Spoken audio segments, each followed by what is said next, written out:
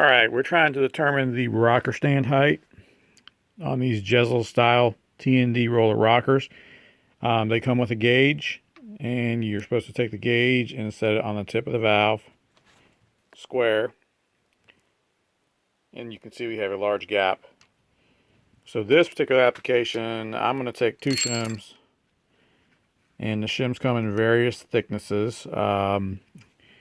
I've got 30 thousandths and about 60, about 57. So for all intents and purposes, 60. And then you put your shims under here to simulate,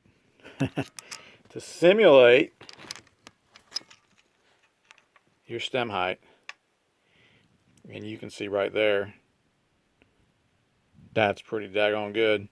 So it's going to take 2 of these 60,000 shims plus the initial, which I've already stuck under there in 3 spots. So it's going to take 180 thousandths. The shims come in 2 thicknesses. Here are some thin ones. They're about 30. Here's the thick ones. They're about 57. And here's the nomenclature that T&D supplies.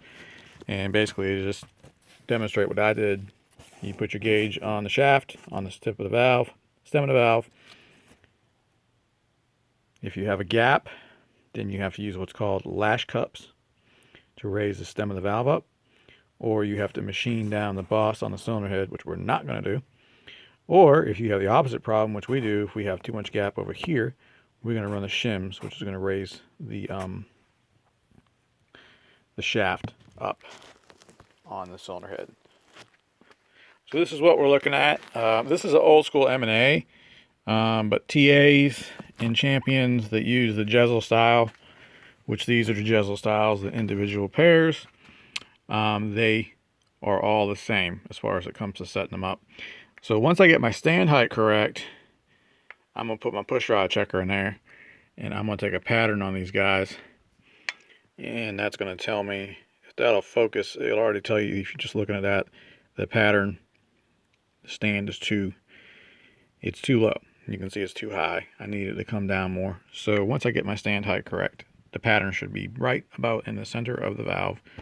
And then I will know my pushrod length for this bank of the motor. Then I'm going to have to repeat it down here for that bank of the motor, because you never know, variances in deck height, valve jobs, cylinder head, deck thickness, they all add up. So it's best to go ahead and check both banks.